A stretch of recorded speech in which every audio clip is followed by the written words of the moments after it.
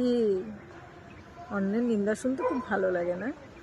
কেউ যখন এসে বসে বসে অন্যের নিন্দা তোমার কাছে করছে, আর তুমি ভাবছো আমার নামে তো করছে না, শুনি মন দিয়ে, তাহলে ভুল ভাবছো।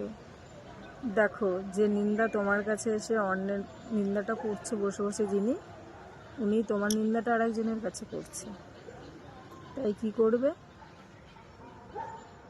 কারণ নিন্দাও করবে না, কারণ নিন্দা শুনবেও না। আর যে মানুষগুলো এসে করবে তাদেরকে প্রশ্রয় পর্যন্ত দেবে না। এটা মনে রাখবে, নিন্দুকেরা সবসময় নিন্দা করেই বেড়ায়, তাই তাদের নিন্দা মন দিয়ে শোনার কিছু নেই। তাদেরকে বলে দেবে যে কারণ নিন্দা নিয়ে এসে বসলে আমার কাছে না, তাহলে দেবে তোমার নিন্দাও কোথাও করতে পারবে না। বুঝেছো?